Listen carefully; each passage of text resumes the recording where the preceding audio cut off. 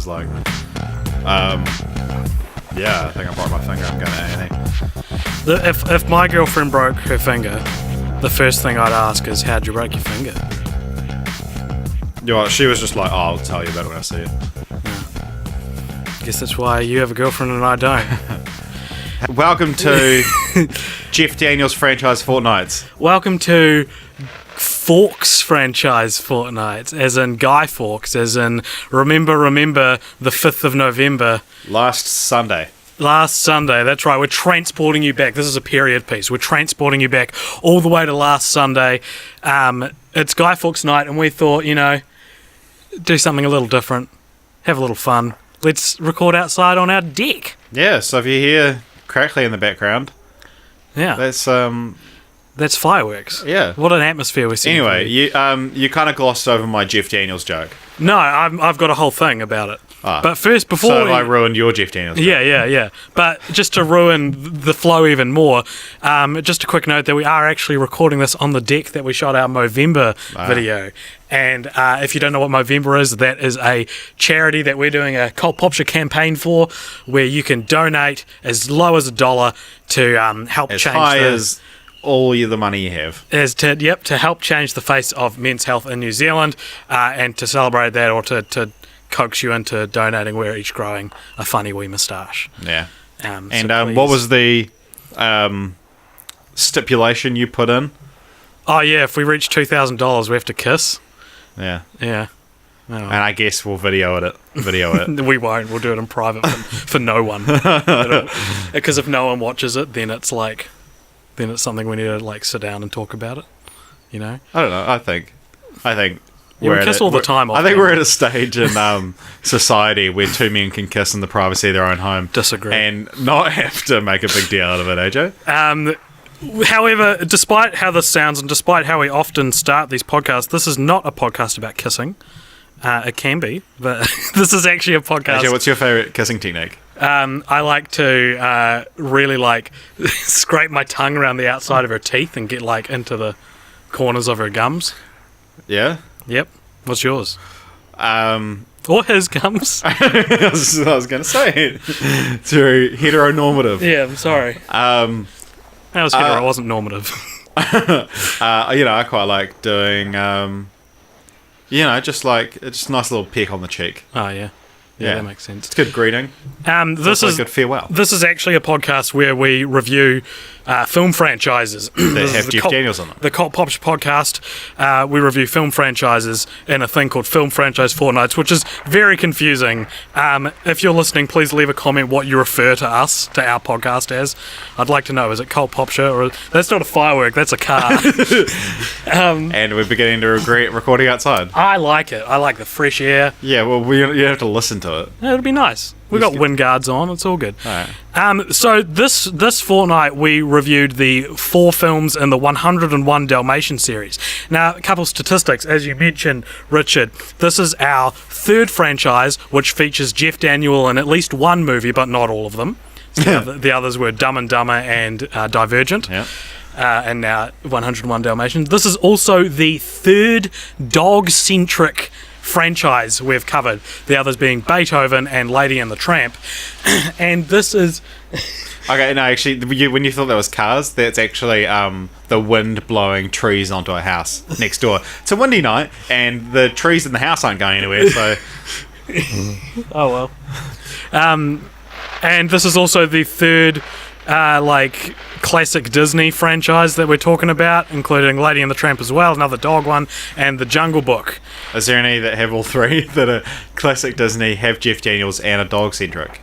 It's this one. Oh my gosh. It's 101 Dalmatians.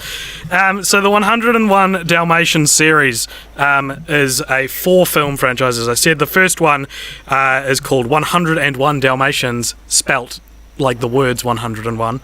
That came out in 1961, and that was directed by Wolfgang Reitherman, Hamilton Lusk, and Clyde Geronimi, which I feel like are names familiar from the Lady and the Tramp episode. Yeah, I mean, they had 3 people directed Lady and the Tramp, I remember that. Yeah, that's true.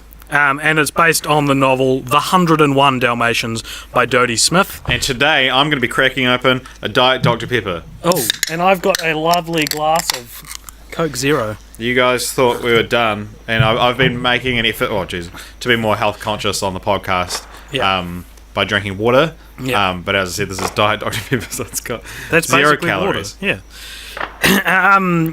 So It's still got that great Dr. Pepper taste, but slightly different. It's weird, but... what is 101 Dalmatians about? Oh, yeah, I forgot to think about this. So, contrary to popular belief, so there's a guy called Roger who lives with his dog Pongo, and Pongo narrates the film. Yeah. And he refers to Roger as his pet, which is actually kind of like a funny consistency. Yeah. Throughout the movie. And Pongo meets a lovely female Dalmatian. At the same time, Roger meets a lovely female woman. Mm-hmm. And they mate. Pongo and the Dalmatian, not Roger and the Dalmatian. No. Well, not in this film. Yeah, we'll save that for the sequel.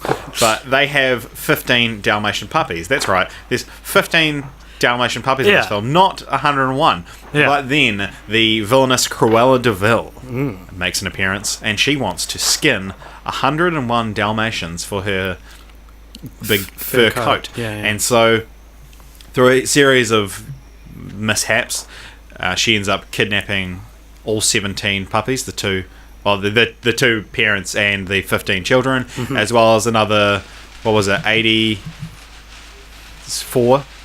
Okay. Yeah, 84 Dalmatian puppies, bringing the total to 101. They end up defeating her. Yay! Fireworks! And they end up defeating her, and then Roger and his new boo decide to adopt all 101 puppies as their own.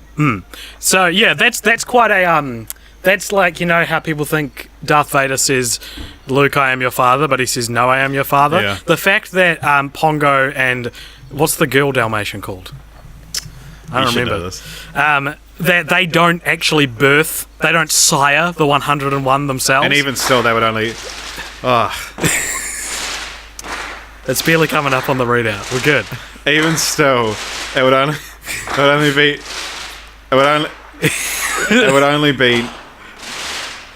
be 99 puppies. Yeah. I hope they can hear the fireworks, because otherwise it's going to sound so weird. No, I'm sure they will. Yeah. That they actually on their side would sire 99 puppies. That's true. And the two of them would bring the total up to 101. Yeah.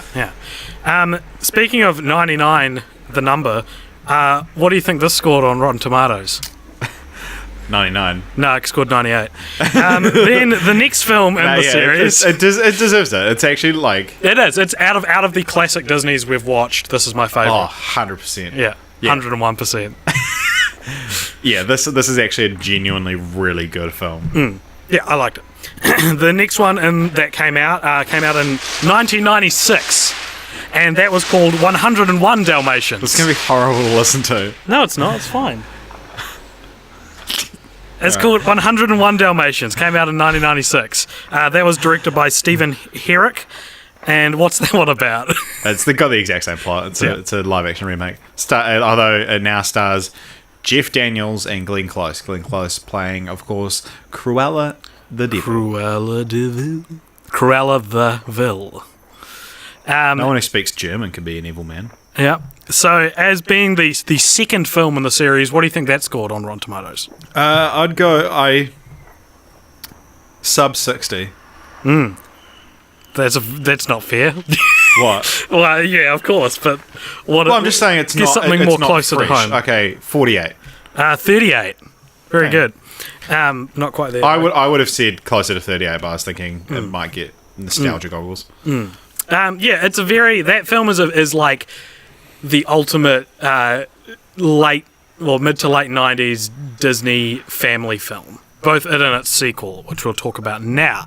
And that sequel was called 102 Dalmatians, came out in the year 2000, directed by Kevin Lima. What's that one about? Pretty much the same plot. It's crazy, isn't it? Why make a live-action sequel? You would never get a sequel to the equivalent of 101 Dalmatians today. It's like 4 years after it came out. Who cares? There's only Glenn Close and her assistant returning. But so it's like It's...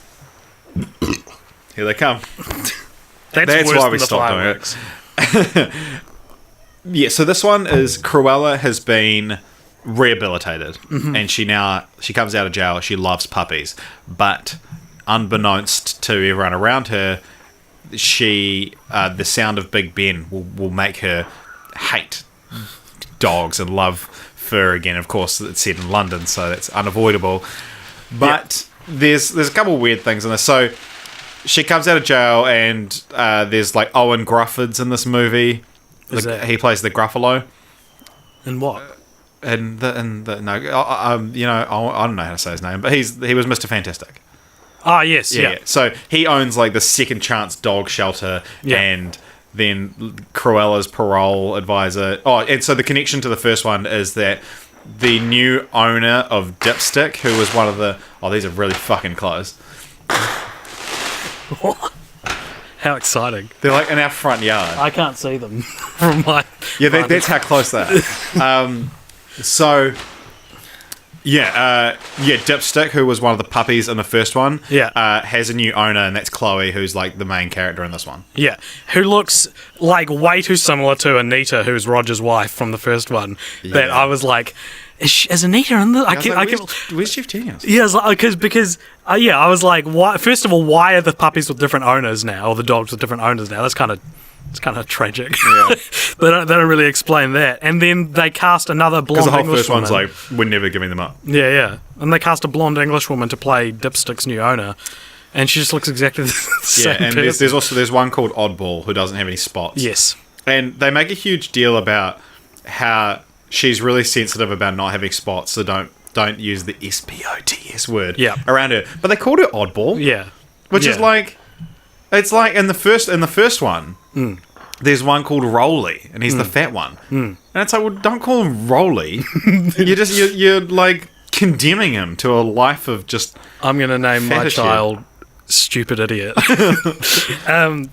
He's sensitive about the fact that he's a stupid idiot. The CGI that's oft used on Oddball specifically is particularly bad as well. Yeah, I think the version I watched was low enough quality that didn't actually... Yeah, oh my gosh, you guys listening to this, you got to understand how we find these movies. Often you can't get the DVD, you can't even download it anywhere, so you got to find like some obscure stream, and every time you click play or pause, it pops off to another virus-ridden like website, and it's like then trying to Chromecast it at the same time. It's a whole thing. And then you can't even get one that's above like 240p. Oh my gosh. Yeah. This is my least favourite thing about watching these. My other complaint about that was like a weird thing. So Chloe starts a meeting with Cruella de Vil, and it starts with like, we're told that because there's like a rehabilitation centre, it's usually for animals, but Cruella went there, and the sound of Big Ben on the TV turned all the animals' rehabilitations off. And so it then cuts to Big Ben going off, and Chloe's like, oh, that's so loud, shuts the window in her office. So, if you don't know, clocks chime on the hour. And then, so that was like, okay, we're starting a scene, and it's on the hour. Then, like, we have a 5-minute scene, and then Big Ben goes off again. Yeah. Are we led to believe that this... Yeah, what are you trying to play, Kevin Lima? Like, are we supposed to believe that this is some kind of magic clock? Yeah.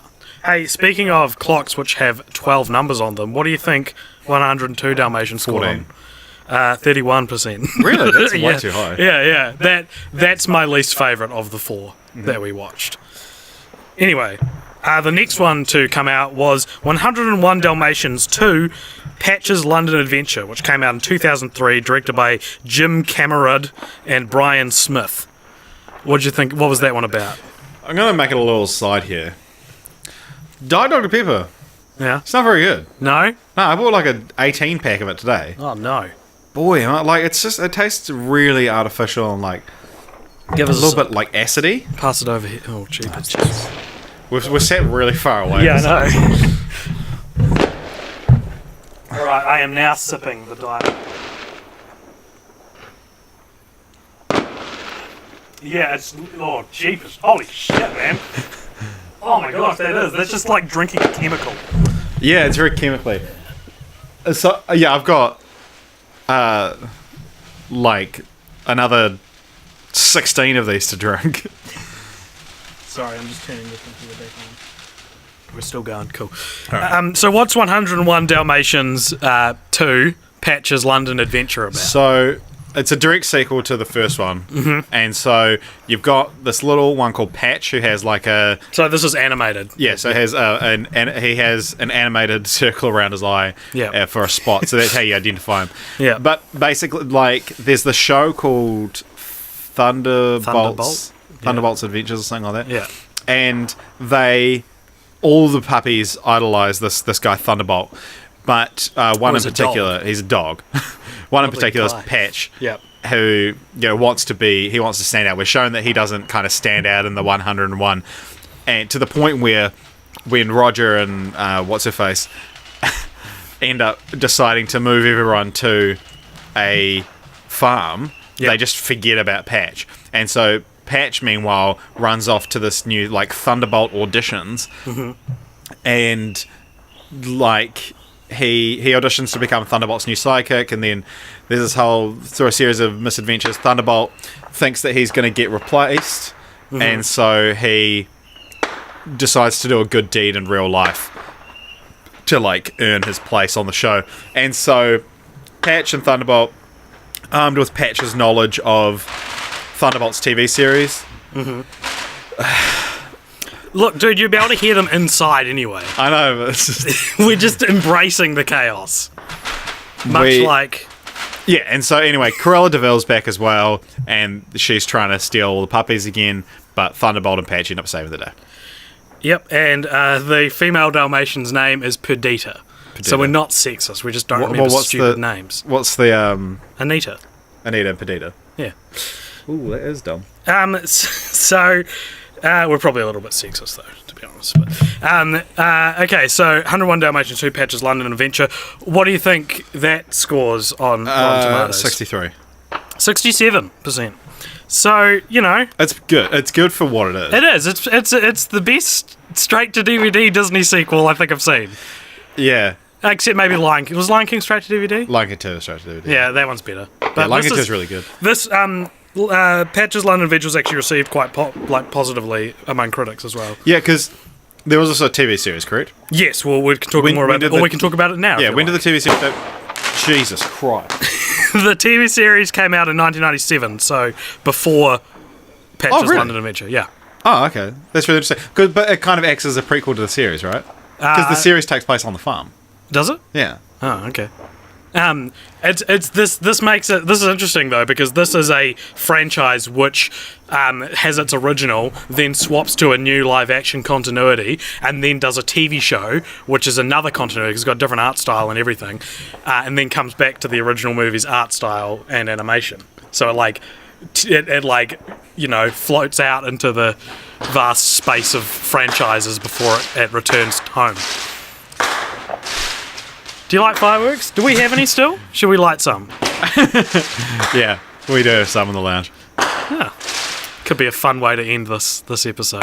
Just with a really, really fucking loud noise. So what did you think of these films? I would go, my ranking, I'm just going to go straight off the bat ranking. I'd go first animated, second animated, first live action, second live action. Agree 100%. Yeah, 101%. No, just 100%. Yeah, man. I think, I was looking forward to watching the first live-action film. I was real excited about it because I remember it just looks like it's like a fun family movie, and it's like that. They don't really make family movies like that anymore. Not that they're that good necessarily. Like your Flubbers and your Inspector Gadgets and things. And Beethovens. Yeah. But I don't know, it was just kind of shit. So part of the problem is that they bring in Jeff Daniels, powerhouse of an actor. I love Jeff Daniels. Right off the back of Dumb and Dumber. Yeah, exactly. He comes in and he plays Roger, and for the first maybe half of the movie, you get to know Roger and Anita in tandem with the Dalmatian characters, and so it's like this cool, there's a human dog story, and then in all films, well, actually no, probably just not Patch's London Adventure because that's almost all dog. Yeah. like right around the halfway mark, they cut off the human storyline. Human head. Yeah, completely, and it's all dogs, which is okay in an animated film where they can talk, but in the live action one, the dogs don't talk. Yeah. And so you're just watching dogs face off against Cruella de Vil a whole bunch of times. You're gonna hear something that you've never heard before on film franchise Fortnights. Not fireworks, but you probably can't hear that, but just.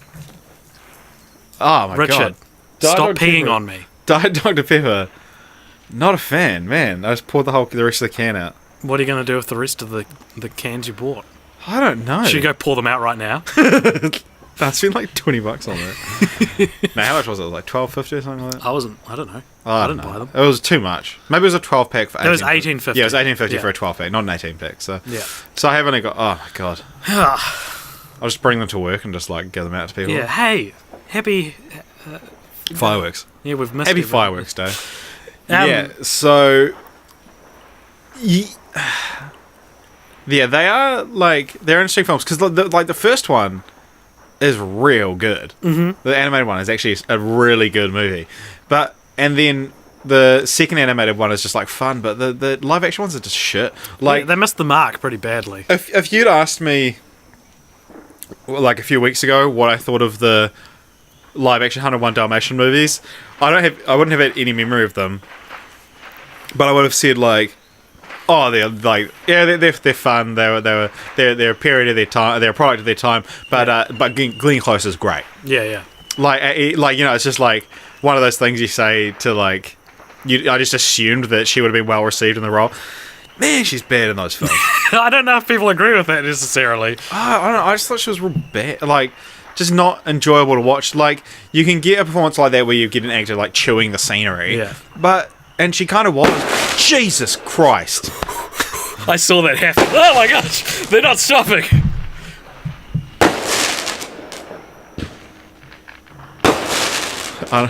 These are peaking so... Oh my... You can definitely hear that. Look, I'll cut these ones out in the edit if they're that bad. I'm sure they're not though. Look, look, and me talking, that's almost as loud. It's not as sharp though. Anyway, yeah, so Glenn Close, there's just something because Corella's actually a really cool character. Yeah, and so then to have this kind of like weird, very it just wasn't Cruella, not Cruella. What's another Glenn Close film? Hook. Oh yeah. Wait, she's only like, doesn't she like just have a cameo in there? And you can't even tell it's her. She's dressed as a man. Well, speaking of Cruella de Vil, she is quite revered among sort of like not just Disney villains, but like villains in general. And I wonder if that's because she sort of like the movie came out in 1961. She's kind of like the original character design reflecting the personality, because like. I wouldn't have been able to perfectly draw Cruella de Vil if I saw her, if someone was like draw without looking at her. I reckon I'd get the nose wrong and that sort of thing. But like she's not a good enough drawer. Yeah. I do remember the sharpness of her design, and she was actually animated. Like there was someone specifically animating Cruella de Vil. And I don't know, yeah, I think she's a cool villain, and she's a great villain. We'll talk more about this later. That there is in fact a Cruella film coming out in the not too distant future, starring Emma Stone. And it's a prequel, and that's all the information on it. So I don't need to bring it up later. Yeah, like I don't know. Cruella's a great character, but then just that like that sort of style of villain from that kind of movie and the punishment they get. I'm not a big fan of it. Yeah. One other thing that the movie the live action remake kind of like does in a weird direction, like goes in a weird direction with, is the so Roger in the original animated film. Where are you going? Keep talking. Roger in the original animated film is a music composer. So that's his thing. Is he plays the piano, and you've heard the Cruella de Vil. That's him singing. The 101 Dalmatians actually isn't a musical, despite what being an old Disney movie. It's like and it's got like old and incredibly famous songs, so you'd kind of but it's I just not. thought it'd be a musical. It's just that's a song he writes because he's a musician, and in an effort to transpose that into the modern era in the live action remake, Roger is a video game designer, and he's designing a video game about Dalmatians. It's a 2D point and click adventure. It's a 2D point and click adventure in 1996, which was right on the verge of both Super Mario 64 and Crash Bandicoot. So he's like, and he has got no idea. Like, he's making these like, this is awesome, this is going to revolutionize. Nah, it's not, because you're about to be completely like, that style of game you're making is about to become like months away from obsolescence. At the start, he's testing the game with this kid who's apparently like a real good at judging if a game's going to do very well or not. And the kid's like, "Nah, it's no good, mate. It doesn't have a good villain. It's only a dog catcher. And girls won't like it. Girls won't. Not even girls will like this," he says. He says quite sexistly. And then, then towards the end of the film, after the whole Cruella de Vil debacle, Cruella de Vil is now the villain in the game, and the kid likes it, and he thinks that. What does he think? Dude, he comes to the conclusion that even girls will like this one. I'm just gonna tell, like, this episode was never gonna be the most interesting. Is your alarm going off? Yep. Bins out for the boys. We've got to put the bins out, man. Now it's gonna be vibrating on the table. That's the worst audio intrusion of this episode. Did we record an episode last, Guy Fawkes? I don't know. What was this been a year ago? Would have been Moulin Rouge this time last year, I think. No, but no, it was just after Moulin Rouge I got the notification. Yeah. So maybe it was between, I remember last year I posted a status being like, does it feel like there's way more fireworks tonight than there is any other night of the year? What's interesting though is this will be dated by the time it's released anyway. In the 2D point and click game that Roger makes, the Cruella de Vil they use in the game isn't the exact same design as the Cruella de Vil from the Dalmatians are. Yeah, but the Dalmatians are. It's like, and it's not even like they edited it to make it look more like Glenn Close. Yeah. Which you'd think would be what they did. Yeah. They don't. And then and on a similar kind of path there, in 101 Dalmatians 2 Patch's London Adventure, Cruella de Vil does have a role in that film, and you see her, she's down on her luck. No one lets her into fur stores anymore because she wants to skin puppies, which I feel like you'd probably be in prison for, but anyway. Yeah. But it is established in 102 Dalmatians that stealing puppies is a worse crime than skinning them. Yeah, that's true. Well, that's true, She is rejected from a fur store, so she goes back to her car, her like dented up car, and turns on the radio, and Cruella de Vil is playing. So like Roger made in both realities, Roger like capitalized on this woman to advance his own career. Yeah, no, that's a good point actually. I wonder if Cruella gets any royalties, eh? I doubt it. He probably should have changed the name. Yeah, because he's writing. You hear him like playing with the tune, and then Cruella comes over and he's like Cruella de Vil, and then so that's where it comes from. Dalmatians are pretty dogs, eh? I was watching these films, I realised Dalmatians are good dogs, AJ. When was the last time I saw a Dalmatian? Yeah, I feel like they were everywhere. But they used to be like fireworks. Like everywhere. Like you couldn't avoid them. And they were like... so I don't know. I feel like these movies are probably someone's favourite. I'm probably not going to watch them again for the rest of my life. Maybe the first one. Yeah, the first one is one I could like show my kids. When they exist. Check it out, kids. This is a film that Daddy had to watch once. We're going to swiftly...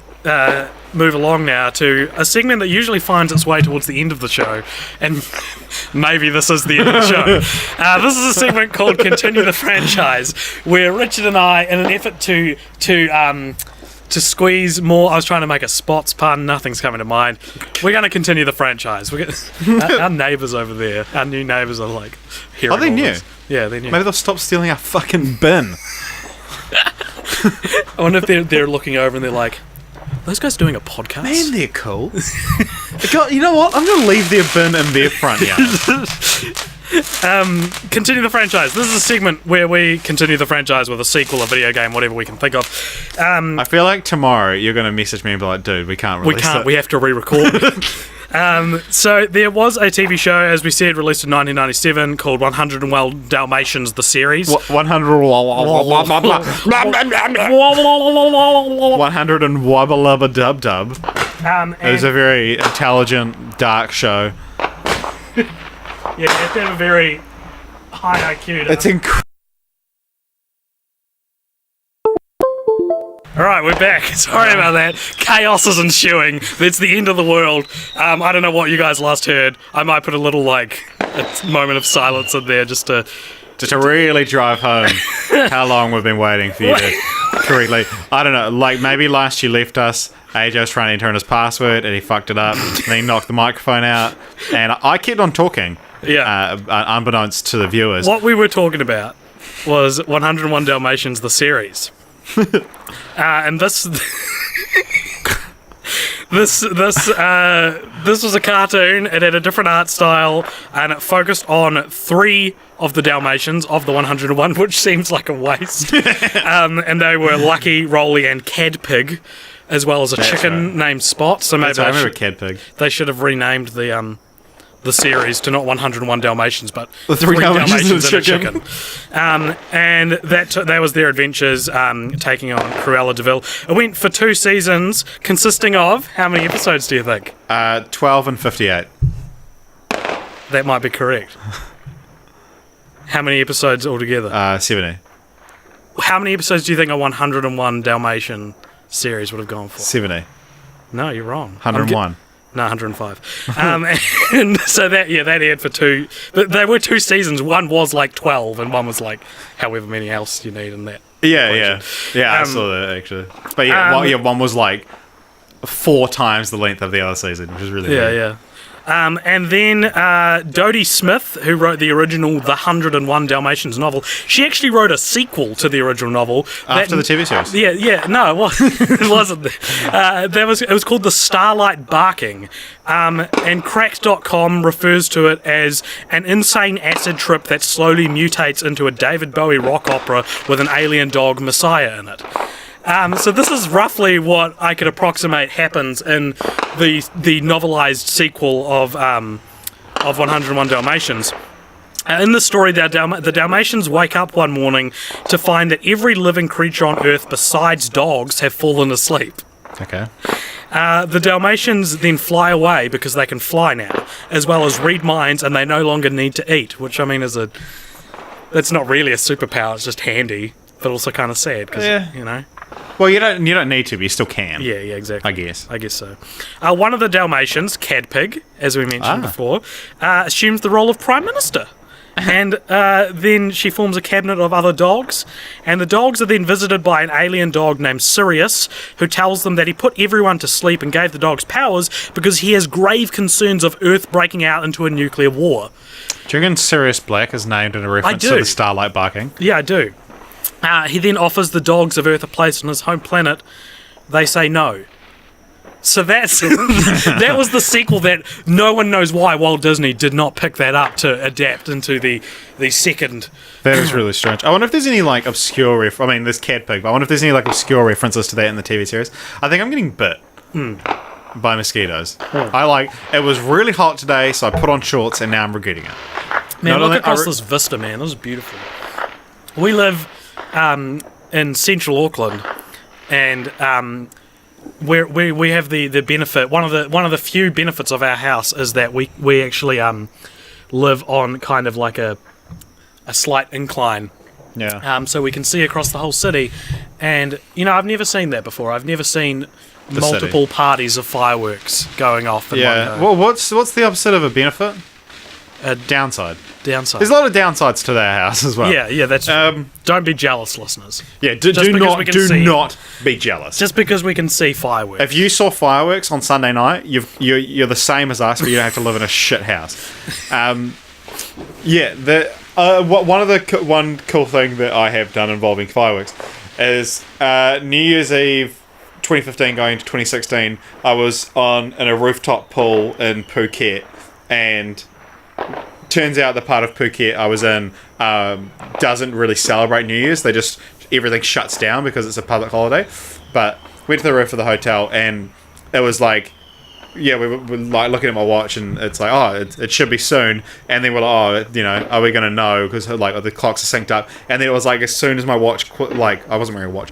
As soon as the time clicked over to 12, it was like in all directions, just fireworks at the stroke of midnight. That was pretty cool. That's pretty cool. I once went, this didn't happen on New Year's and doesn't involve fireworks, but your story reminded me of it. I once went with two of my buddies. We went to a place, not the Marlborough Sounds. Coromandel? Nah, it's like near Blenheim. You have to go through Blenheim to get there, but it's not the Marlborough Sounds. No, it's like this lake. Anyway, we were staying there. Taupo. And it's not Taupo, it's the opposite direction. Yeah, it's on a different island. And one of my friends was like, hey, let's go skinny dipping in the lake. And I was like... AJ, are you just telling the story so that you can talk about the time you saw some boobies? No, they were dudes. All right, okay, I'm not judging. Hey, well, yeah. Hey. And I was like, no, I'm not going skinny dipping. They were like, it's dark, no one's going to see anything. And so I was like, all right, let's do it. And we walked out to the lake, and we all got naked, and we waded in, and there were bioluminescent plankton in the lake, and it was beautiful.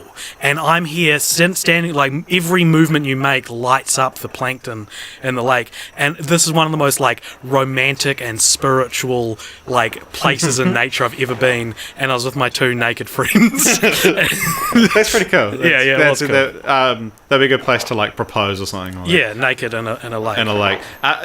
Complete aside note, like, this has nothing to do with anything. But have you ever seen or heard of a show called Naked Attraction? Remind me, it sounds familiar. So it currently in New Zealand, it's on Friday nights 9:30 on TV2. But like, so this show is like, you get a man or a woman standing in the middle of this like stage set, and there's like 6 columns that are completely covered, and so no, keep going. There's no point. And so in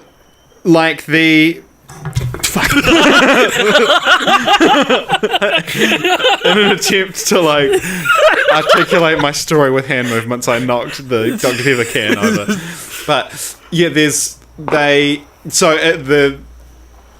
these like tubes, and they're opaque, but they have like a screen that lifts up, so it'll lift up and you see like someone's legs. And then I've seen them. The person goes, oh yeah, so like, what do you think of all these legs? And they go, oh, like these ones, and these ones are all good.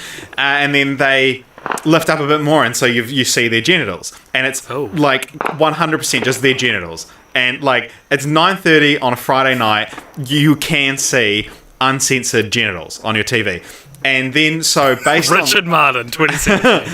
Based on this, the person has to go, all right, I'm eliminating 2 of them based on what I've seen so far. And then they go up more to the chest. And I think they do the twill as well, so they can see their butts.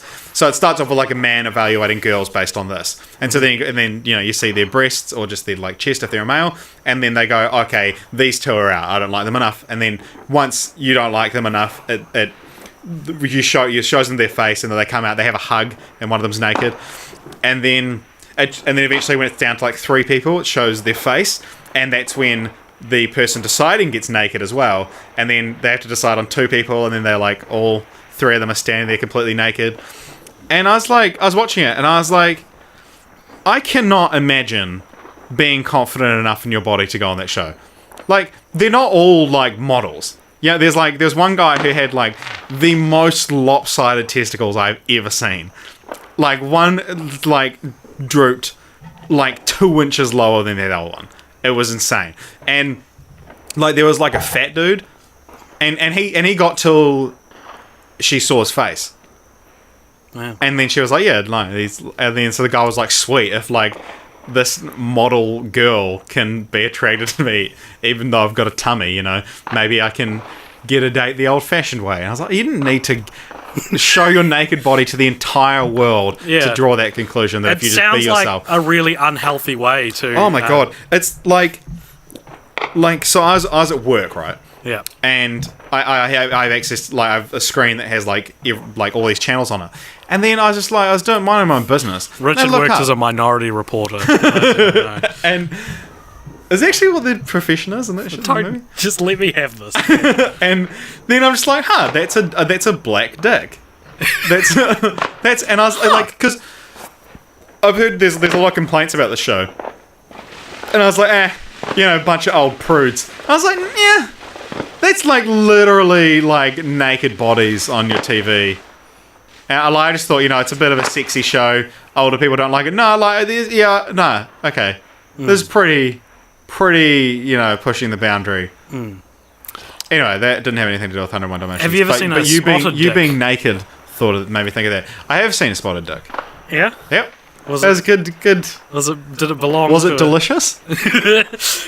Spotted dicks are pudding. Sorry, was Naked Attraction your continue the franchise, or like what's going on here? No, just a story about you being naked and currently with no other avenues to discuss pop culture other than this podcast. Yeah. I felt I had to. All right, so here's my continue the franchise.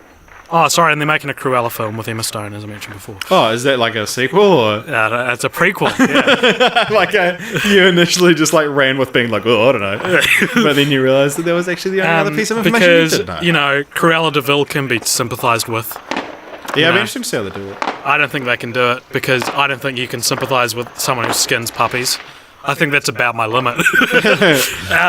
You're still a Harvey Weinstein fan. You still love Kevin Spacey, but skinning puppies is too far. Do you know by the time this comes out, there'll be some other actor?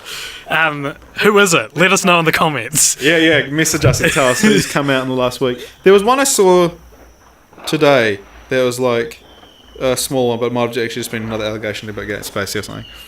Steven Seagal. Oh, yeah. Yeah, he's had a few. That was a couple of weeks ago. Yeah, but there was a girls like, Harvey Weinstein and Steven Seagal both tried to force me to their hotel rooms. Anyway, off topic, depressing. All right, so my continue the franchise. You've had 101 Dalmatians. You've had 102 Dalmatians. So what's my continue the franchise? 300 Dalmatians. 16 billion Dalmatians. It takes place on a different planet. This film is about Cruella de Vil escapes from whatever, and she's so obsessed with getting Dalmatians that the government's like, all right, you can have them, and they transport her to a alternate reality where there are 16 billion Dalmatians, and she has to escape this hellscape. She has to skin them all. And you begin. This is how they'll make you sympathise with her: is that she begins to have to be like, okay, I have to escape here. It's like a post-apocalyptic thing, but instead of zombies, it's 16 billion Dalmatians. Yeah. Behind us, there's some the real lame fireworks that just go and it's casting a green and red shadow on our house that's like a moving thing. And it's like, why can't all fireworks be like that? It's making our house look nicer, which is a difficult task, and it's not making noise. Why can't all fireworks be like that? Yeah. Anyway, my continuing franchise. Very good, AJ. Thank you. That's louder than the fireworks. Okay, well, my continuing franchise, mine's sort of different because it's as much a continue the franchise as it is like a replace part of the franchise. Because, Cruella, 102 Dalmatians starts with Cruella. Here we go. Oh, here we go. Oh, these ones don't have a pop at the end. Anyway, much like 102 Dalmatians. So 102 Dalmatians has it starts with Cruella being rehabilitated. Yeah. And she actually genuinely loves these puppies. She wants to do everything she can. Donate. She's got £8 million. She really genuinely wants to help all the puppies. And then Big Ben goes off and she's back to insane old Cruella. But I would love to see, I reckon it would have been a way cooler plot if there ended up being another villain, and it's Cruella actually genuinely is rehabilitated, but the thing is that everyone thinks she's still evil. So not only is she having to deal with like genuinely trying to do right by these puppies and defeating the other villain, but she now has to also deal with, she's in the spotlight because everyone's like, what is she planning? Mm-hmm. And I like when I was compared it to like the episode of The Simpsons with Sideshow Bob and his brother Cecil, is that like Bob actually is nice, but he's fixed by the end, like throughout that entire episode, and then he only goes back to being a Sideshow Bob because they wrongfully imprison him. Yeah. Which is kind of weird that, like, they actually made Bob, like, a functioning member of society for a while. Would your new villain be named... Holy shit!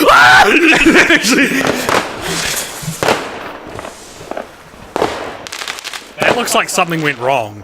Yeah, that actually genuinely scared the shit out of me. Holy crap. I'm sure they're okay. Like, they're close enough, like... Normally you see the flash first and you're like, oh, okay, expect a loud noise. These ones are so close that it was at the same time that it's just this like flash of light and like sounds that haven't been heard at all tonight.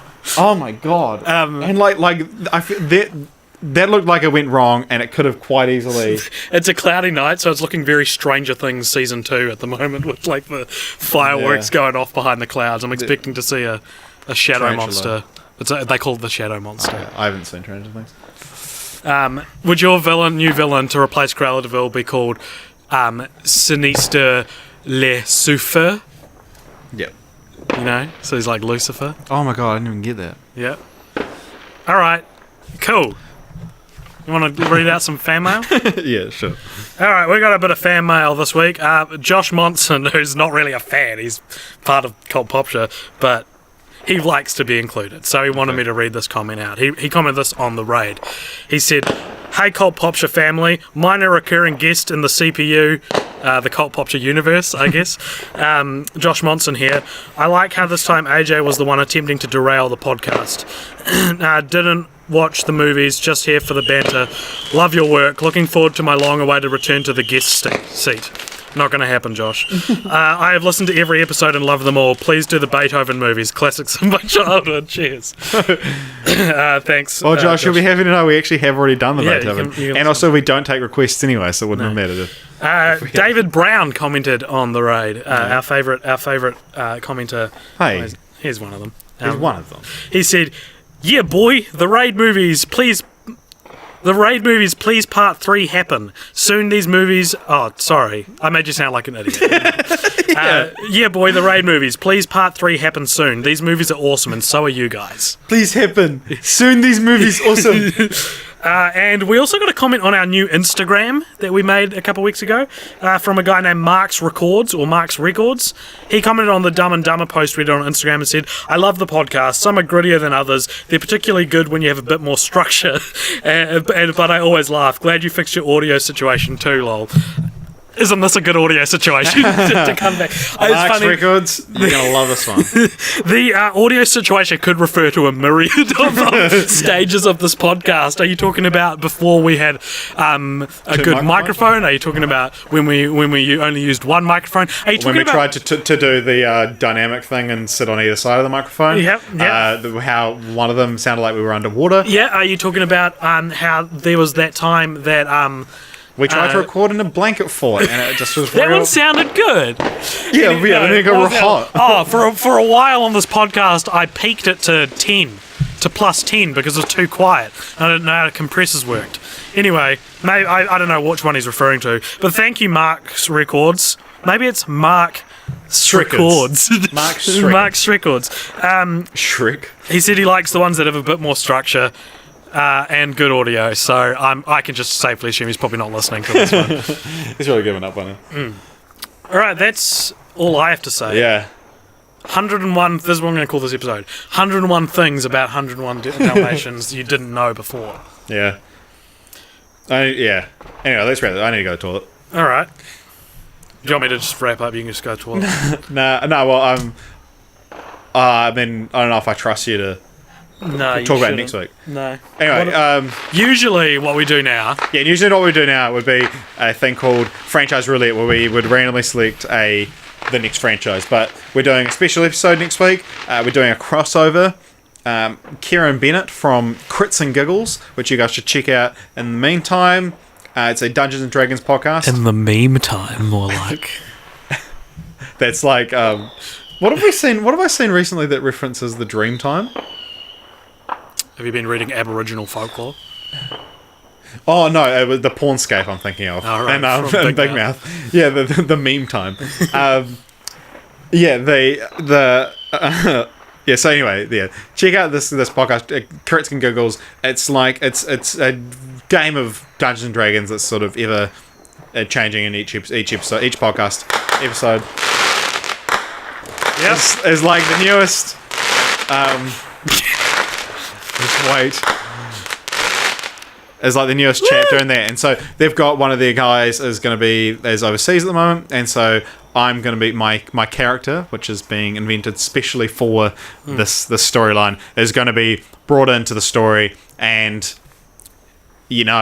shit's going to go down, and to advertise each other, Kieran's going to come on our podcast, I'm going to go on his, and we're going to be doing the Dungeons and Dragons movies, of which there are 3. They exist. Yeah. Speaking of you guest starring on podcasts, you've been around. I have been. I also guest starred. We skanky boy coming on another podcast. It sounds like you're slut shaming me a little bit there, AJ. You're a slut, Richard. You should be ashamed. So yeah, I guest starred on a podcast called Two Thumbs Down. It's a couple of guys from America. They've got. It's in its early days. There's only a few episodes, so you'll breeze through their back catalogue. No sweat. But they have, it's sort of like a just shooting the shit kind of thing. They just have different topics every week, and they just talk about it. And I guess start on talking about one of my favourite things of all time. Now we've got an airplane to deal with, The Simpsons, and talking about how it should end, should it end, and then. We talked a little bit about Lost finale. I defended it, and then oh my god, this plane, and then we talked about The Walking Dead and how it sucks now. Yeah, that's great, Richard. I wasn't really listening. Did you say that your favourite thing was dealing with planes? Check that out. And Christian from that is going to be guest starring on our podcast at some point in the future. I need to email him and make it clear. This can't be the way he finds out. Christian, if you're listening, hopefully I've emailed you in the last week. But yeah, we'll be getting you on at some point in the future. But we actually are running out of episodes for this year. Yeah. And again, apologies. if you guys like fighting prostate cancer and testicular cancer and depression, then please donate to our Movember page, which there'll be a link in the description, and that URL is moteam.co/cult-popture. moteam.co/cult-popture. And our goal is 1,000. We're up to, at the time of this recording, we're up to about nearly 500. Yeah. So nearly halfway. And if we get to 2,000, or we want to get to 1,000 as a team, but I would also love to get to 1,000 as a person. When you donate, it automatically splits it between both of us, or you can donate to one of us specifically, and it still puts it towards the team total. But if you get $1,000, you get a harmonica. So now I've got my own little side goal. So feel free to donate to me specifically. Yeah, I don't need a harmonica. Just donate to Richard. It'll go towards the team still. So anyway, donate to that. It's an amazing cause. We don't receive any profits from it, although if we get enough profits, I will receive a harmonica. And I will learn it, and I will upload me doing a song on the Cult-Popture page. And if we get to 2,000, we'll kiss. If we get to 3,000, we'll have sex with each other. Live on camera. Do we have, do we have rich enough friends that they're going to... You can also find Cult-Popture stuff on YouTube, Facebook, Instagram, where we're actually doing 30 Days of 30 Mo's. Yeah, so hashtag 30 Days 30 Mo's on Instagram. Every day we're going to be posting a different moustache from pop culture or history, and a little write-up as to why it's a significant moustache. Cool, and we've got a few more things coming out of the pipeline that I'm not going to talk about yet. So don't bother bringing them up. Yeah. So there you go. Thank you for listening, everybody. So check us out next week. In the meantime, check out Two Thumbs Down. These are just the fizzy ones, so they're not too bad. Oh, no, they're not. Oh, betrayed. Anyway, I've never felt so betrayed by a firework. Anyway, now I'm just going to enter his password again, and so we might cut out. No, we're good. Oh, I'm actually covered in itchy bites. This is That's awful. great, man. Anyway, check out Crits and Giggles. Check out Two Thumbs Down. They're both great podcasts, and I haven't been doing jack shit. Like, I've been on no podcasts. But no, AJ, you've been doing your video video essays. Yeah, we're doing video essays every Monday on YouTube and Facebook, because you know what the world needs? More video essays with do you know what the world needs? Sub 40 More views. AJ. Yeah. So check them out. I've done ones on Blade Runner and the new trailer for the New Mutants X-Men movie, and Creepypastas. I did one for Halloween, which was a nice little one, because that was one of those things where you start and you're like, this is a weak idea. Yeah. And then I've had doing Beethoven on the podcast. Yeah, but then I've had some really nice feedback about the Creepypastas one. So check that out. That was a lot of fun to do. Alright, catch us next time on Jeff Daniels' franchise Fortnights, where we're going to be doing the other Jeff Daniels franchise. What is it?